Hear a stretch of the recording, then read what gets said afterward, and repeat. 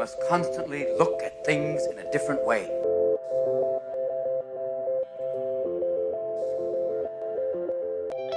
The Healthcare Education Transformation Podcast was created by two physical therapists out of the desire to learn more about the different educational roles in physical therapy and healthcare, and how healthcare education works by talking with educational leaders and people with different perspectives within physical therapy and across interdisciplinary lines on how education can be improved to disrupt the status quo of healthcare education.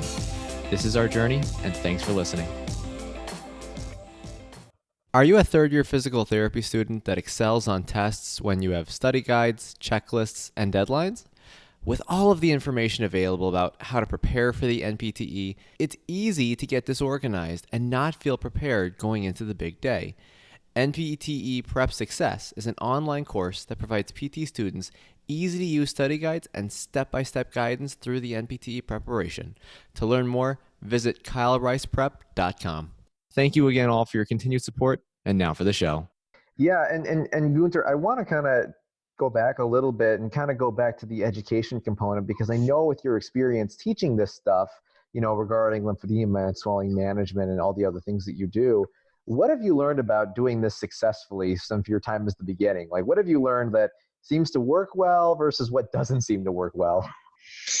Well, I think we are giving people a skill set that is not been taught in their basic training.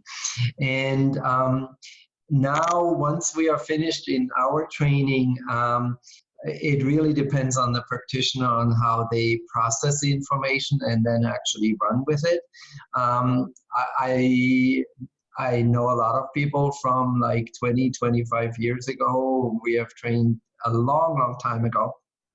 And they have been now converting their whole practice, whether they are hospital-based or in private practice, to lymphedema, because it's such a rewarding work. But it really depends on how you're processing the information that we give you in the initial training.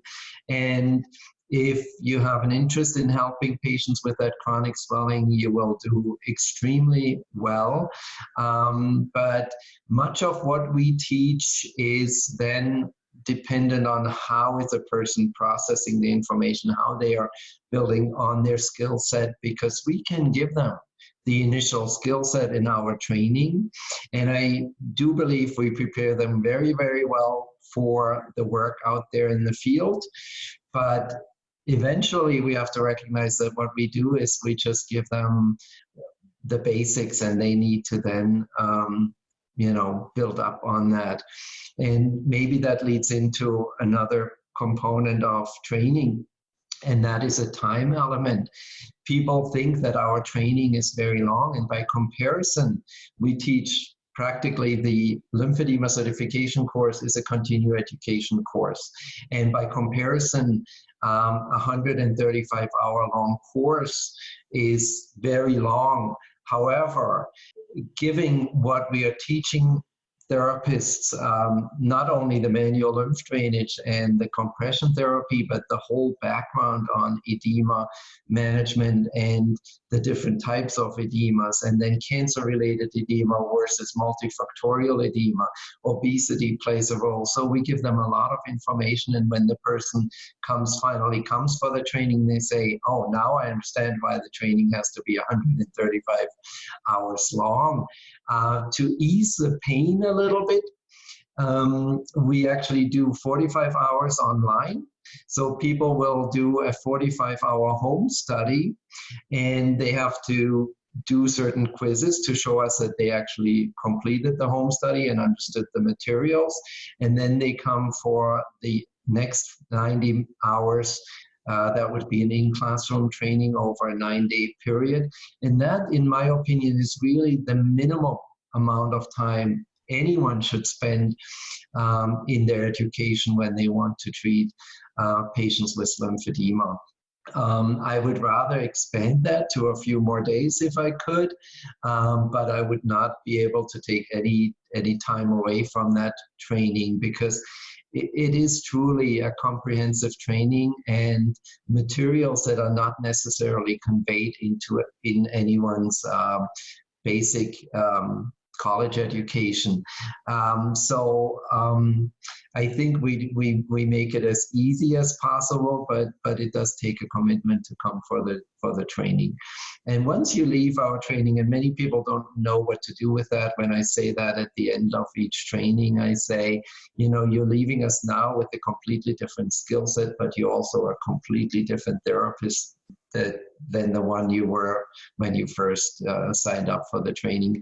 And most people, after a couple of years, they agree, and they said, oh yeah, wow, it changed my entire practice, not only for lymphedema, but also for everything they do.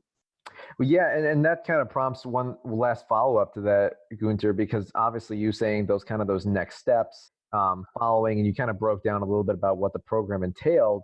But say, for example, a clinician's out there and they've gone through the program and they kind of want to look into other resources to continue to help. From both your guys' standpoints, what other helpful resources exist out there for clinicians looking to help patients with persistent swelling and lymphedema for maybe a further reference list? There is so much out there. It's just that people oftentimes don't know what their resources really are.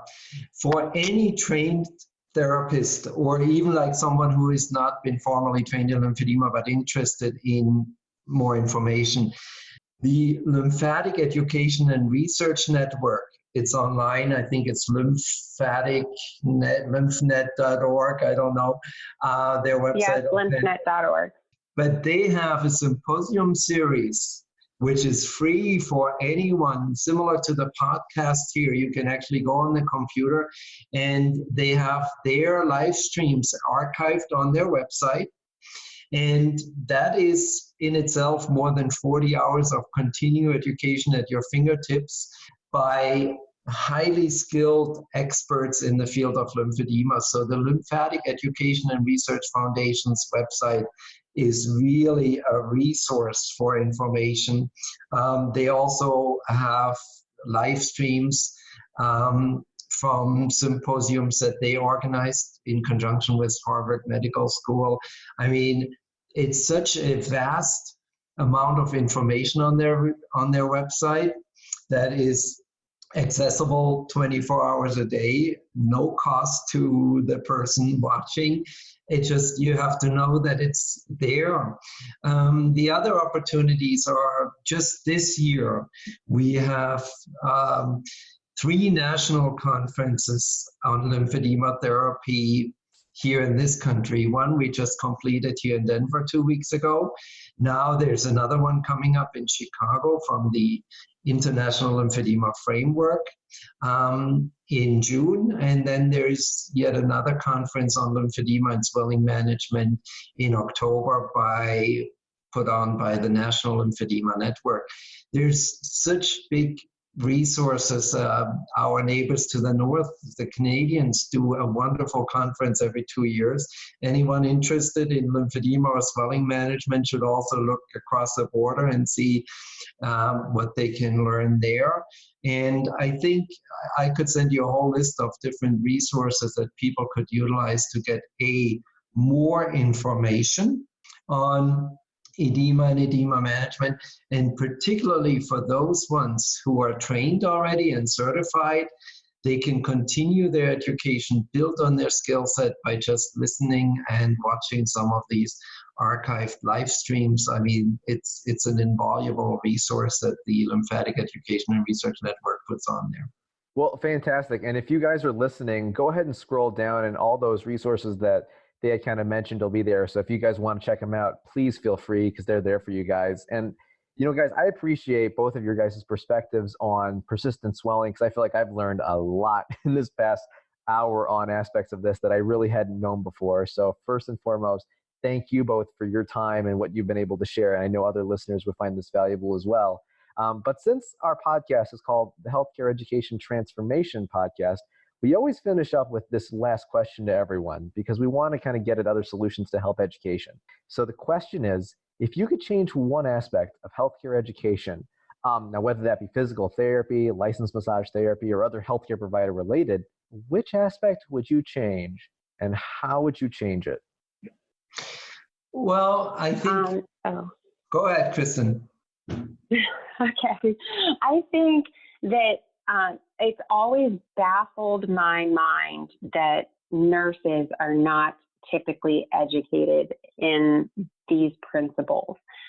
So I would love to see better integration of these concepts into nursing education, as well as in terms of our PT education. I think when we learn about wound care, these principles of the short stretch wrapping should be presented in the education of wound care, wound management in acute and long-term care settings.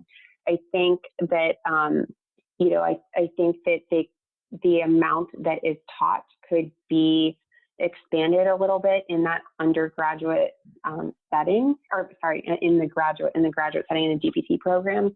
But I also think, somehow improving the access to courses like Guenter's for people, so that I feel like a lot more is needed, and there's a lot of patients and not a lot of trained therapists. So how do we bridge that gap? How do we, how do we provide maybe more baseline awareness in some of these settings, and collaboration with nursing and PT and OT and who's ever seeing these patients with persistent swelling?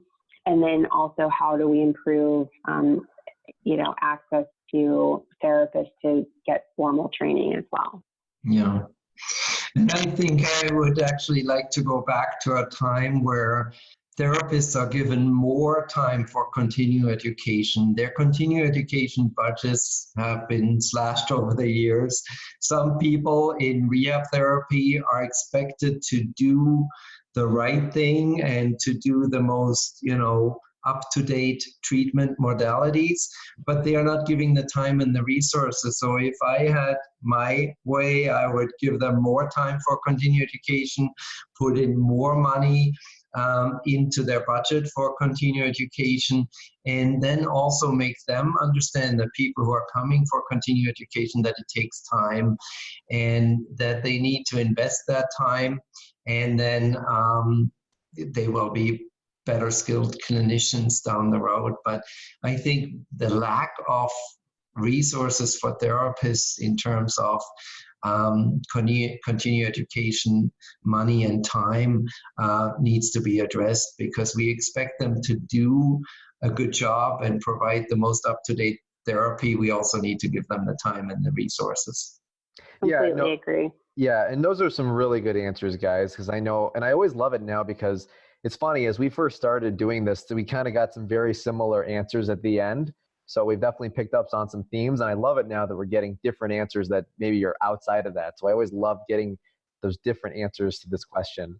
Well, guys, I recognize, of course, that other people listening might have follow-up questions for you guys, or maybe just want to reach out if they want to learn a little bit more. Where could people reach out to you guys if they have kind of a question or just wanted to follow up on what was talked about today?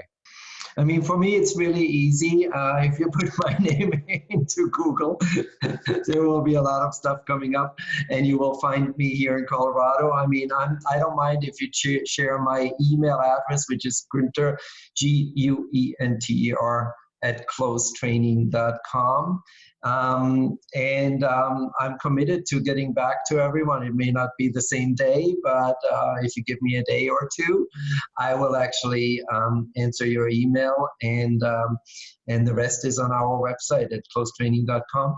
And my website is www.evoke-physio.com, and my email address is Kristen, Kristen, .Carlin, CARLIN, @gmail.com. Well, perfect to both of you guys. And thank you again so much for your time, insight. I hope you guys keep crushing it with what you guys are doing. And thank you so much for coming on. It's been a pleasure. Thanks for having us. Access to healthcare is one of the largest issues facing both providers and patients, as millions of people worldwide lack timely and affordable access to healthcare. Anywhere Healthcare, a telehealth platform, is a simple, low-cost option for providers and patients that eliminates the barriers to access to all kinds of healthcare. To find out more, check out anywhere.healthcare, which is available in our show notes. And if you use the code HET in all caps when you email to sign up, you'll save 25% off the total cost. Thank you for attending class today, and we hope that you learned something and gained value from the content. If you'd like to schedule office hours with us, feel free to add us on Twitter at HET Podcast, on Instagram, HET Podcast, on Facebook, the Healthcare Education Transformation Podcast, and the homepage, healthcareeducationtransformationpodcast.com.